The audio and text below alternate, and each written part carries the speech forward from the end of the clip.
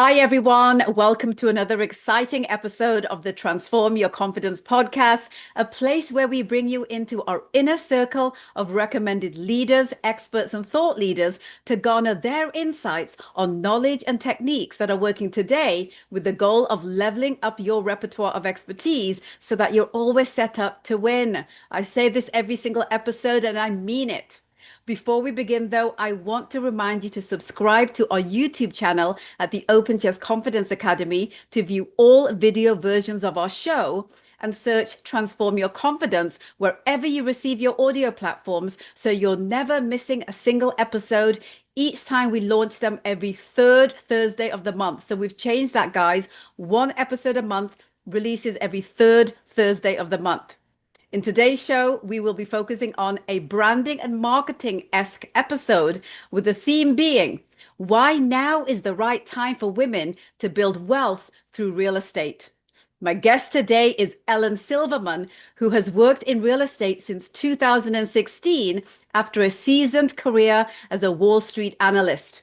Born and raised in Manhattan, she graduated from Carnegie-Mellon University with a BS in Business Administration and Mathematics and went on to receive her MBA from Zicklin School of Business.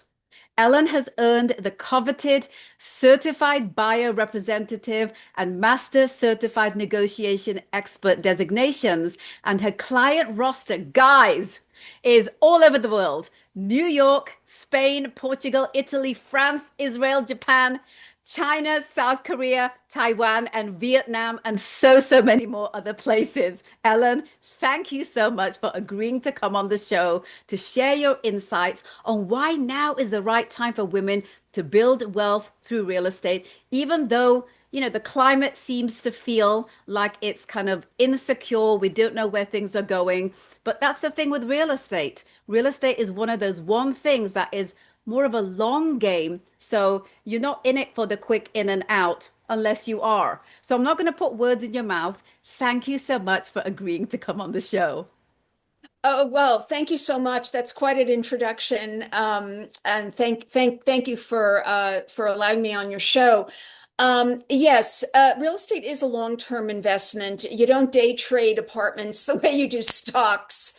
And it is a good hedge against market volatility. We do see whenever the stock market, has a drastic drop, a lot of people are buying real estate.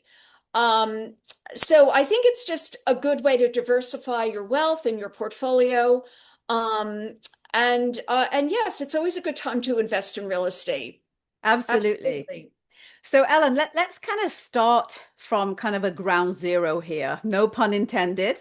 What are the first steps you'd recommend for a woman, since that's our audience, looking to build wealth through real estate? Let's start there. Yeah, well, first you have to have good credit. So work on getting if your credit isn't good, work on getting your credit score improved. Do what you need to do. I work with a lot of credit specialists, and they can work with clients to build their credit and make it strong so that you have the ability to borrow money. Because most people on their first home will probably need to finance their purchase. So good credit is number one. Number two is have an idea of what you want to buy, the size of your apartment, the market you want to buy in, and what your budget is. Most apartments require 10 to 20% down as the down payment in cash, so you need to have that amount of money available in cash.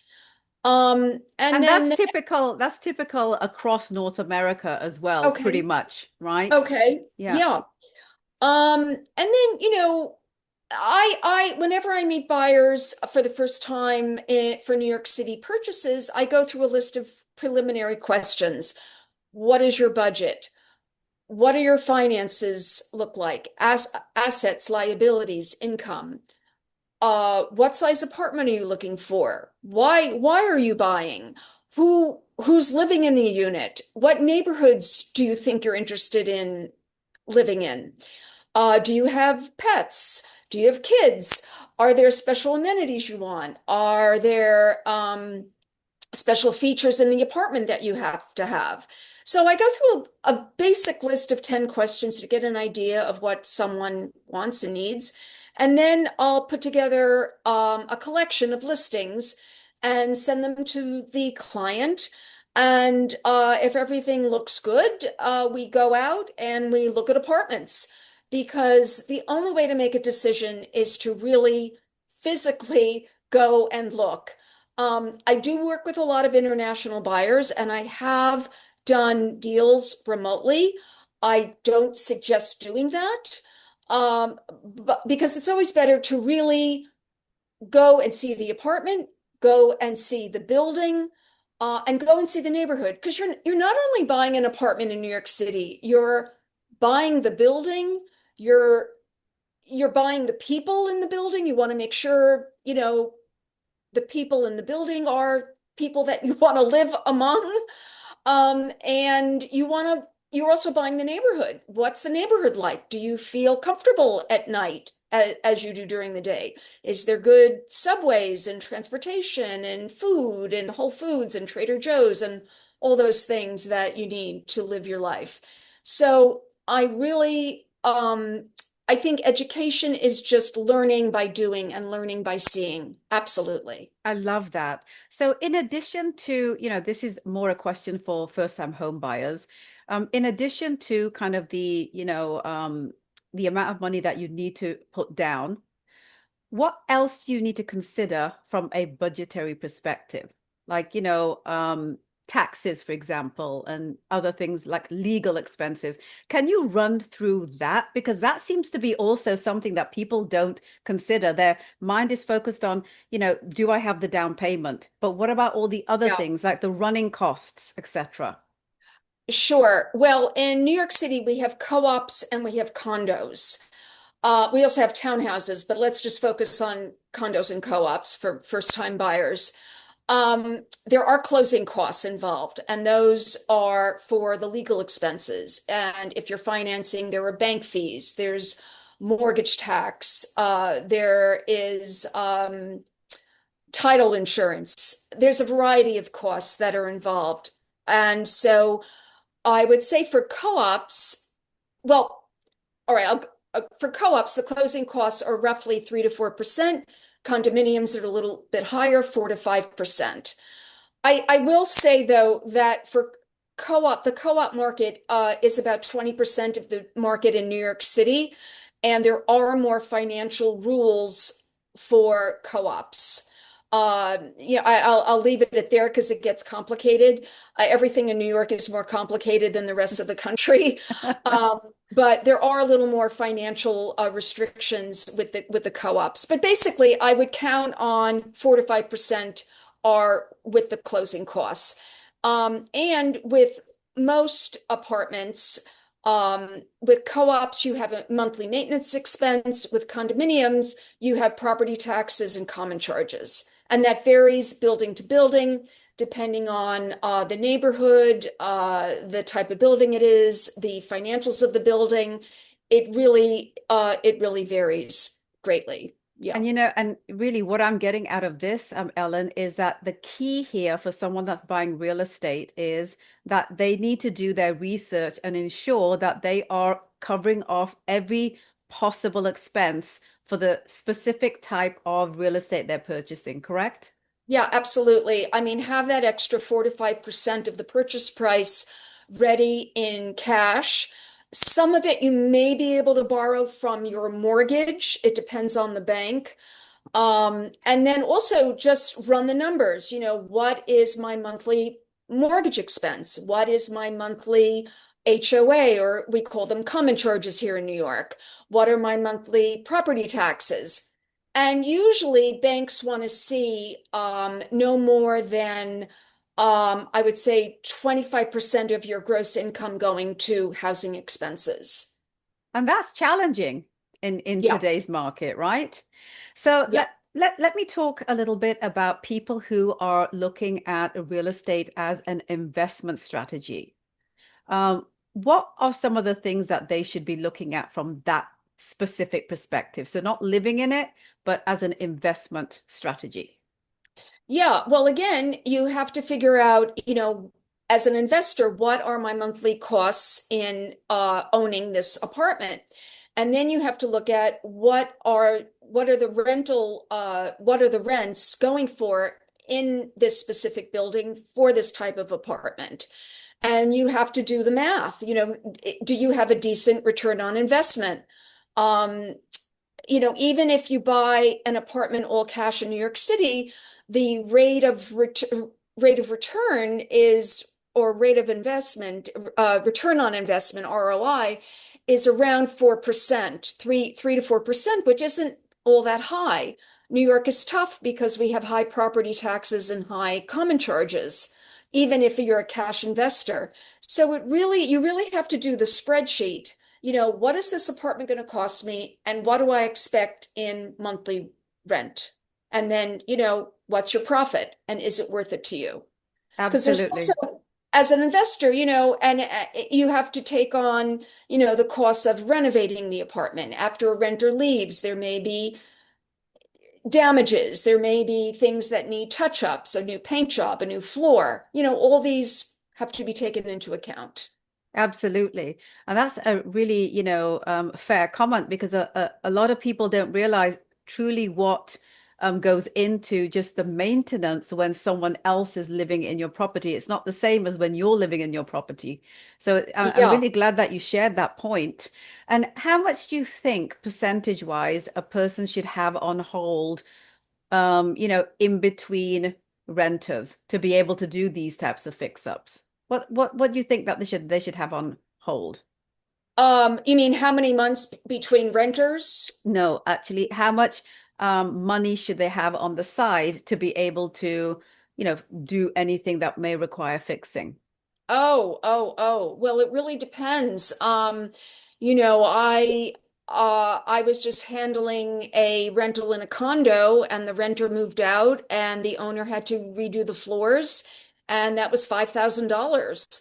But it was a very large apartment. It really depends on what the issues are and the type of building it is. But for New York, I would have an extra 5 to 10,000 put away on the side. Yeah, I mean, being a landlord is hard. Yes, absolutely, it is. But it's also one of the safer long-term investment strategies because real estate consistently keeps going up. Yes. Right? So Yes. so it's, if you're looking at putting your money somewhere, real estate, from a long haul perspective is a good bet. Correct, Ellen? Yes, and rents keep going up enormously. That I can definitely testify to. Yes. Absolutely. So I want to ask you a few questions because, we are speaking to a predominantly female audience here. Have you seen any unique challenges or biases women face in this industry? Like whether they are investors, whether they go into, the development side or agent side, and I'm sure that you can attest to your experience as well there. Yeah. I think as a buyer or as an investor, I think it's all about the finances. If your finances are strong, your cash flow is strong, no one's going to reject you over that. I don't think there are biases against women. I really don't. I mean, I think in the co-ops tend to get more into one's personal life and relationship status and things that are probably not very kosher and they can be more discriminatory, which is terrible. But I think what forget the co-ops. I think with condominiums or real property, I personally have not experienced any kind of discrimination. It was all about my finances. And I think as a real estate agent, people really want to hire real estate professionals that know what they're talking about. Right. Does this person understand the market? Do they know the numbers? Do they know what's selling and what's in contract? Um, are they on top of interest rates? Are they a trustworthy and reliable person? And I think that's really the most important qualities for hiring real estate agents. And I don't think it has anything to do with men or women. In fact, I think women are better listeners and have better empathy skills. So maybe I think it's a good field for women. And frankly, all the major real estate companies in New York City are run by women. That's incredible. I had no idea about that. So, Yeah, Barbara Corcoran, Brown Harris Stevens, uh, the Corcoran Group. These are run by powerful women. Douglas Elliman. Well, that's run by a man, but still, there's some the top agents are women. Yeah, so you heard it right here, guys. If you're planning on going into this, career sector, there are a lot of incredible role models that you can kind of, get virtual mentorship from. If you're looking at investing, you heard it right here with Ellen. It's about your financial portfolio. It's not about, gender, not through her experience at least. But let me ask you this in terms of women, what do they bring to the real estate investing or development space that is advantageous or can be considered strengths for being a woman? yeah. Well, I think we are good listeners, and naturally, and I think we do have more empathy skills, perhaps, than men. And I think, I always joke when I go into a new development and I see a lot of walk-in closets, I always joke that this must have been designed by a woman because we need closets, we have shoes, we have a lot of clothes. And so I think, perhaps women have a good sense of design and staging and interior decorating. However, there's an awful lot of men that are fantastic stagers. In fact, some of the top stagers in New York City are men. So I don't know. I don't know if it's really um I think the main advantage women bring are the communication and the listening skills. I will say that. Absolutely agreed. So let me ask you this, Ellen. Are there any financing programs, grants, or loans specifically available to women to invest or, entrepreneurs to kind of get into the real estate space where you are? Because we have them here in, in Canada. I'm just very curious as to whether they have them in the US as well. Yeah, I don't know of anything designed specifically for women. Um, there are uh there are lenders that lend at more advantageous terms for neighborhoods that are up and coming. And the city will grant developers tax breaks for building in specific neighborhoods that want to regentrify neighborhoods of Manhattan. So that I've heard of. But specifically for women, I have not heard of anything in New York City. Okay, Yeah. perfect. Because, we know that, most of the investment dollars in North America go to male-founded companies. So it's a lot harder for women to get support from the investment space. So, it's interesting to hear if there is support. Now, there are, from my experience, a number of different grants that are available through organizations that specifically target women investors. So Yeah. wherever you happen to be in North America, I would definitely do some research on that to see if where you are, there is an opportunity like that. I mean, there is investment capital that specifically like hedge funds, etc., where Mhm. they invest in women-founded companies. So I think Mhm. it's really worthwhile looking at that as an option if investment dollars is what you're looking for. You just need to make sure, and Ellen, please step in here with your thoughts as well.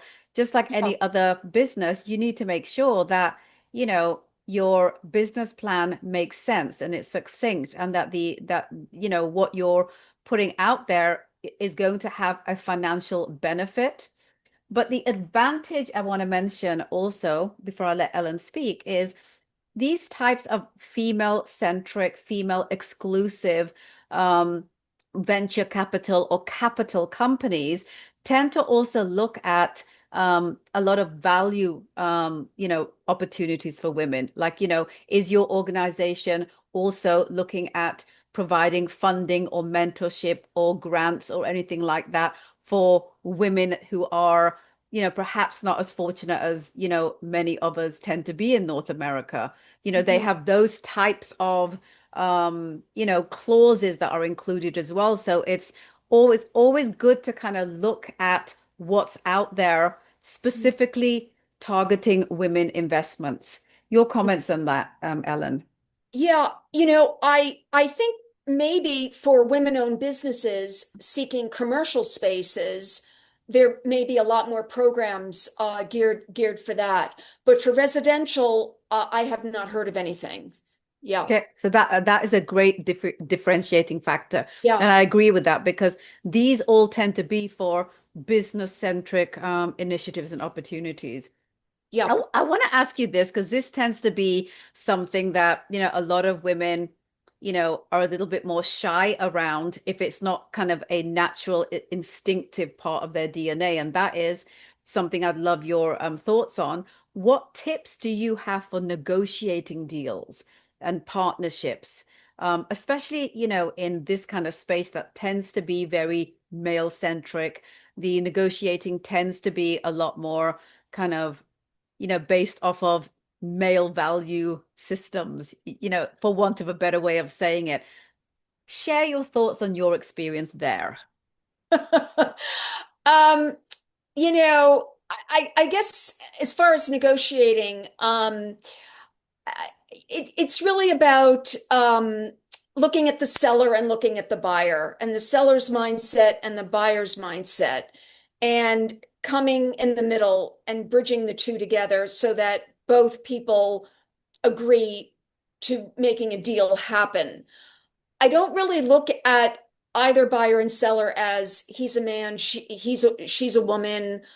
I really look at it as getting into the mindset of the buyer and the seller, and that it probably takes some skills and empathy and listening and really understanding what is going on here. Why isn't this deal closing? And what can I do to make the deal happen? So I think it's more mindset rather than gender specific. Um, as far as negotiating, it's a skill that I did not innately have. I was an analyst on Wall Street. I was a number cruncher. I was, looking at Excel spreadsheets all day long. And I think again, you just learn by doing. And when you have to do it, you just do it. You just do it.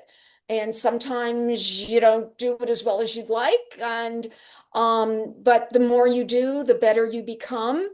And I also don't, I don't think it's because I'm a woman that I wasn't quite skilled at it. I think it was just that my lack of experience and maybe it didn't come to me naturally. And maybe that's part of being a woman. But I think I'm sort of an introvert and a math nerd, really, at the end of the day. So I don't even know if that's gender specific.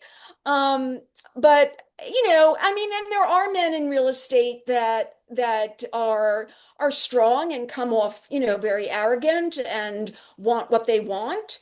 But a deal is not going to happen until both parties come to the table. So I think everyone has to be a little bit humble at the end of the day to get things done. Yeah. I love your answer, Ellen, because it's really interesting that, what comes to me from this is that it really does depend where you come from a mindset perspective, what experiences you've had.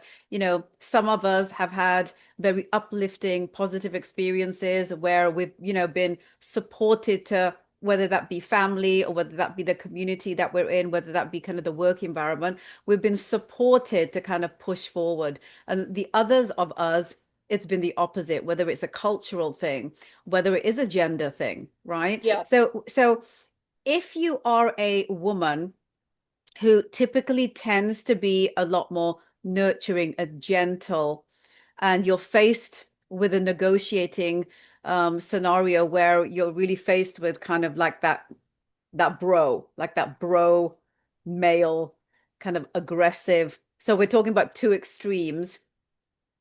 Any insights on how to handle that?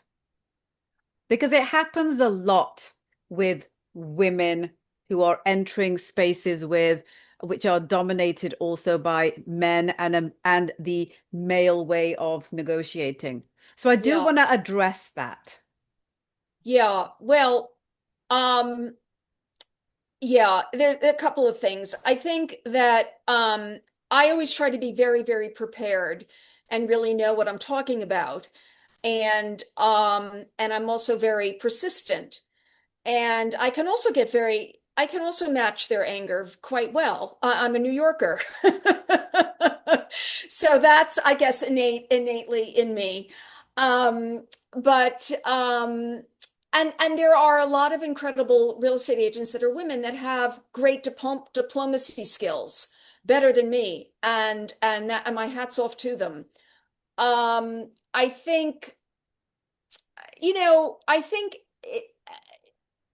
I think presenting your side clearly, do your homework, know what you're talking about, try not to be intimidated by somebody else.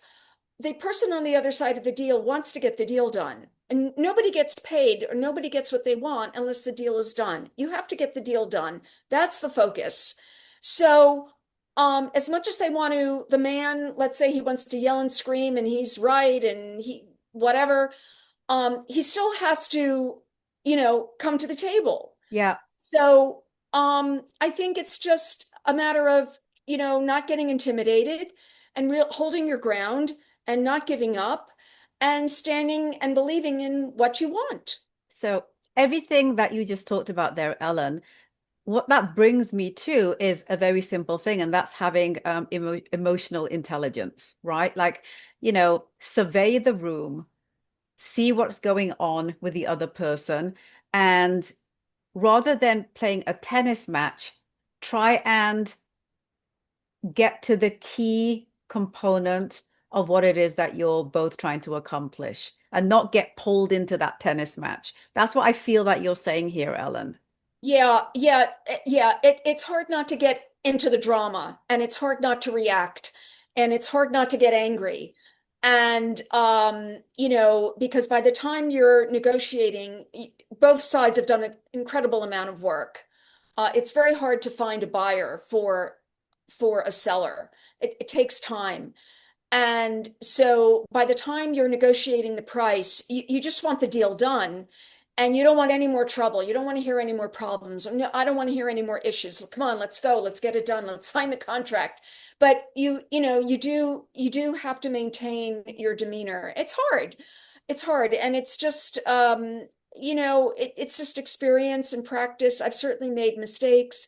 I've certainly been yelled at and I've yelled back and it can get messy and sometimes you just have to take the high road and just be extra nice and be a diplomat even if it's killing you.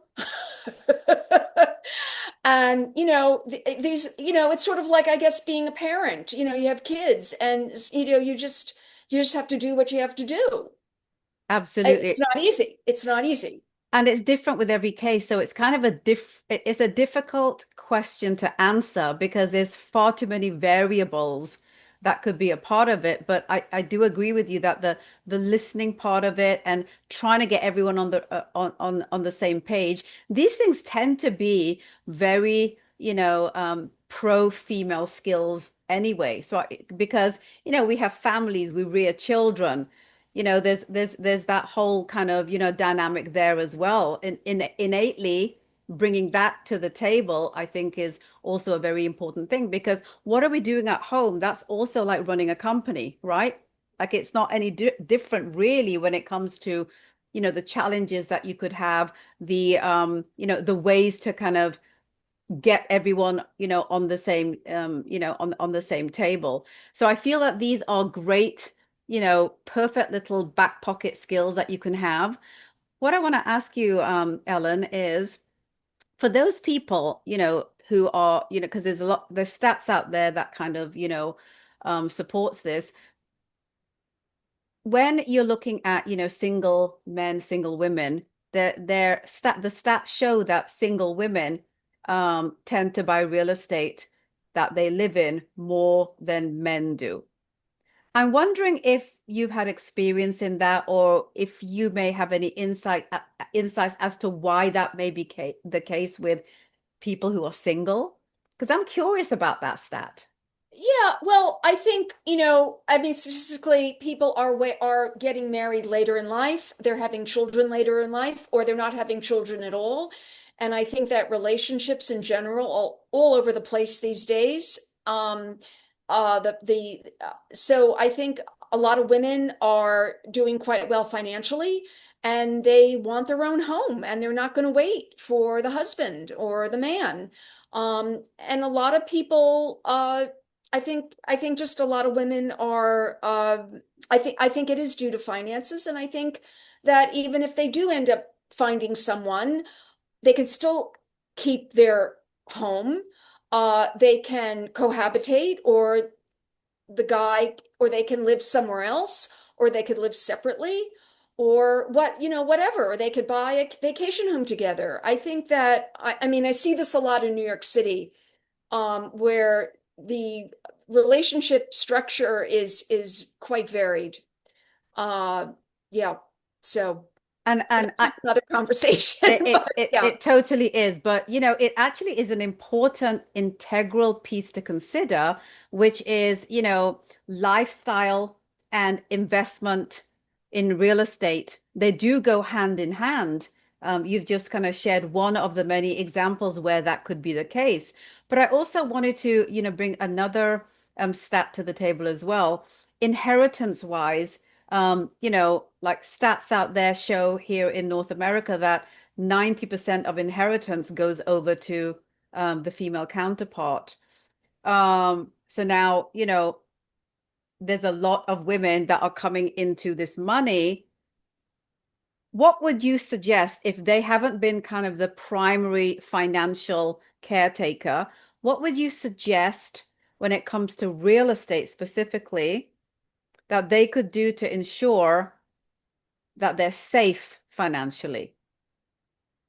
Yeah. Well, I would it's a very open-ended question, but I would look into It markets is.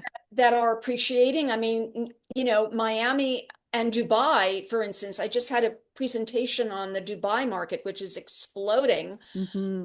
And Miami certainly is exploding, with so much development. I would look into cities that are really developing, not just in a real estate perspective, but with, infrastructure and population and transportation and businesses that are moving into these cities. Those are areas that will have appreciating real estate values. So maybe I would look at those types of cities. I'd look at what the costs are for a one or a two bedroom apartment. I mean, I'm doing that now with Miami. I'm also getting my Florida license because it looks like a fantastic market for buyers. Hmm. I'm also working with a Compass real estate advisor in Dubai.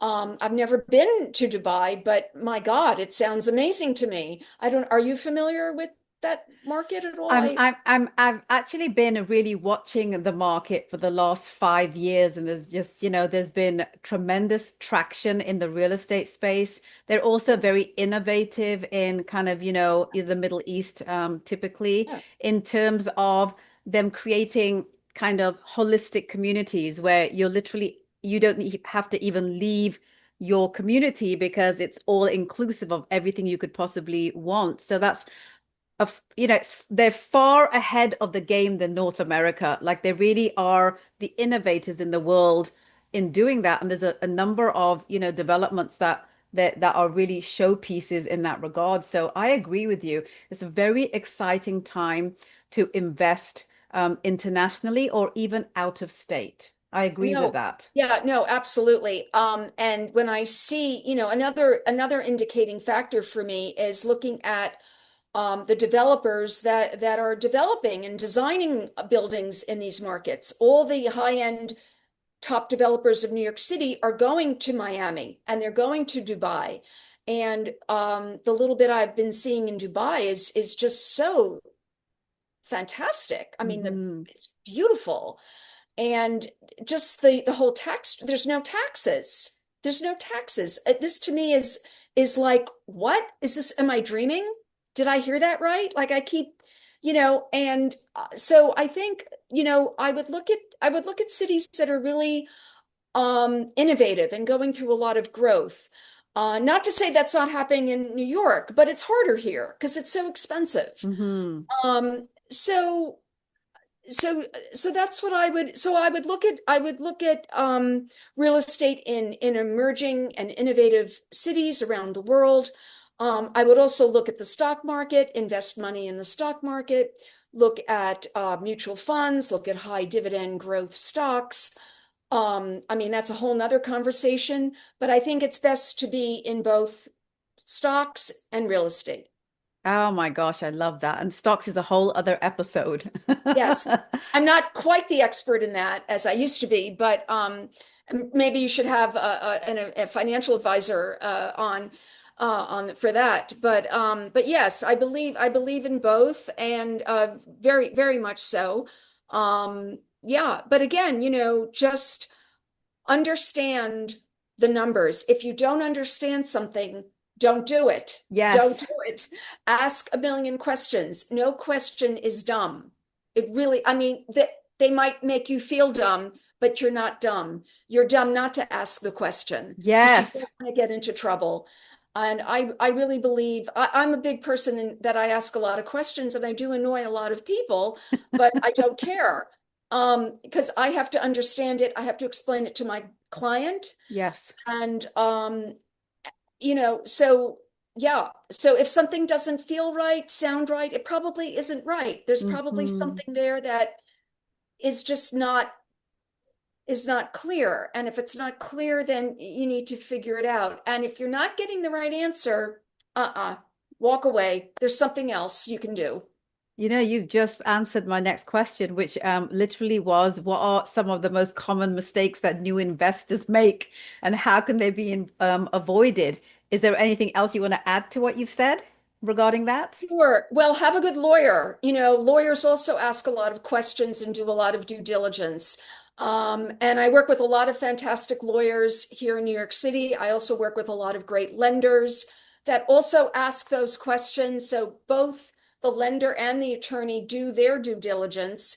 And I can do mine. I work for Compass, and I have an enormous amount of agents that I can rely on and ask, hey, have you ever done a deal in this building? What do you know? What's it like? Are there any red flags that aren't in the minutes of the board?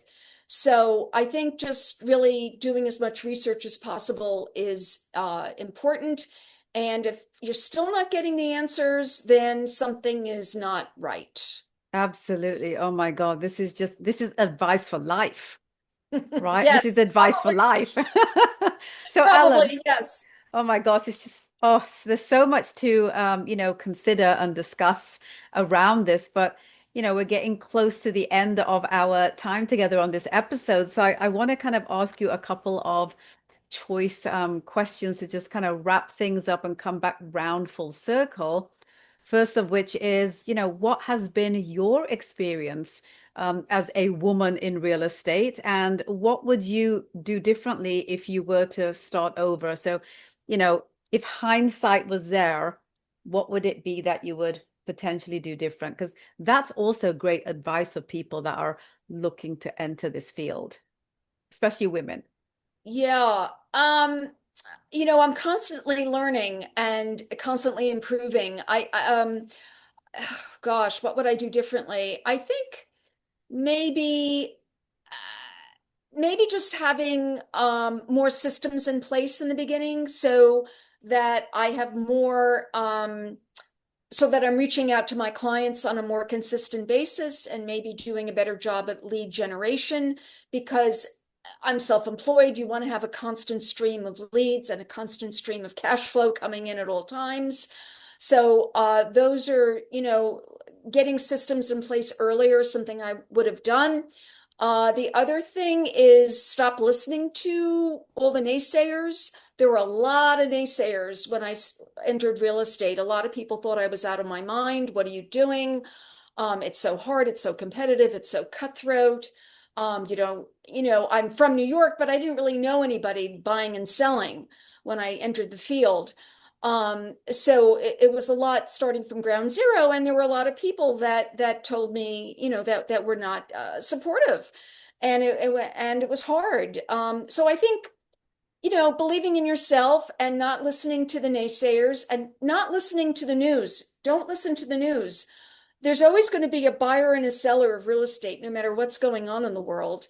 And it's just about, adjusting your mindset and maybe adjusting your marketing or your branding or your systems so you can generate more leads. I mean, that's it. I love it. I mean, that's it. That's a lot. It's a lot. I It know. is, but it's a lot of value to anyone Yeah. that's looking at either being an investor or being a real estate agent or being both. When typically people tend to be both. When they're a real estate agent, they tend to also be investors on Yeah. some level, Yeah. Yeah. even though that's not the case always the other way around. So I want to ask you, Ellen, any final thoughts or insights you'd like to leave everyone with to encourage, especially to encourage women to step more into dominant roles in real estate investing? Yeah. Because it's always that mindset thing, it's that fear thing, right? Because you're not dealing with buying a coat, right? Like this is a big investment that can Yeah. make or break your life. Yeah. Yes. Well, do your homework. Really, can you afford this? Are you comfortable with this? Are you going to have enough money left so that you can live your life comfortably? Do you love it? You really have to love what you're buying. I've always loved what I bought. I mean, I sold it. I did. It's sort of like a love affair. You meet someone and it's a great relationship until it isn't, And I I found every apartment I've had, it was 11 years. That's my magic number, 11 years. But besides that, I think, if you really love a property and you really, as an investment or as something you want to live in, then go for it. And life is really short. And if you can afford it financially, it's not going to kill you. And you feel good about the neighborhood, the market, the building, whatever it is, by all means, why not? I would also, again, look at the history of sales in the neighborhood. Maybe talk to other people in the neighborhood, see what they think, get a sense of what's selling and what's in contract and what's sold and the price history, so you feel comfortable. Yeah. Absolutely. So many great, words of advice there, Ellen. Guys, Ellen is in New York City. So if you guys are looking at that particular market, I highly recommend that you go and touch base with Ellen. And Ellen, how can people get a hold of you? How can they hang out with you? How can they learn more about you? How can they, come to you if they're looking at New York as a market? Yeah, absolutely. Certainly on Instagram, I'm at Ellen J. Silverman, or go to compass.com, and just look me up under agents, Ellen Silverman. I'm on LinkedIn, Ellen J. Silverman, but probably the best thing is Instagram. I'm pretty active on Instagram, and you can certainly direct message me there. Fantastic, Ellen. What a pleasure. I've learned so much from what you've been talking about here, and it's actually intrigued and excited me more to look more seriously into, diversifying into more real estate opportunities. So thank you so much for sharing this. And I really, again, folks, I encourage you to go say hello on Instagram to Ellen. And, she's a great mentor. She's a woman in a market that is still very, very heavily invested in by men. She's a great person to talk to because she comes from that financial background as well. So that's also a really important thing. And, we don't want to make emotional decisions here. We want to make emotionally intelligent decisions, right, Ellen? That and informed decisions. Yeah, I mean, never buy on emotion, even with the stock market. Like when the market's crashing, do not sell. Never, never sell. It's same thing in real estate. Don't buy or sell on emotion. Wait a day, calm down, look at the numbers, see what's really going on. Yeah. Thank you so much, Ellen. I really appreciate you sharing your words of wisdom. And, I look forward to the next time we get the opportunity to chat about something else that's specific in a tranche of investing in real estate. Thank you for your time. Okay, thank you so much. Okay. And I will see all of you guys next time for another insightful episode of the Transform Your Confidence podcast, which if you enjoyed today, guys, I always say this at the end of the episode, go give it a 5-star rating right now before you forget and tell everyone you know. Come and hang out with us. And if this particular episode is something that, you really feel there's other people in your network that need to know, can you please share it? Can you tag them so that they know that this is something that, you recommend? We need more women to, really step up their game and have the courage and the confidence to be able to make decisions that they are going to benefit from and that they're going to be able to be happy around. And as Ellen said, be informed around.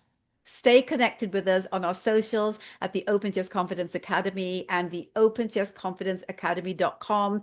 Go join our free newsletter community because there's eons and loads of resources and experts that we bring to the table specifically to help you level up your game.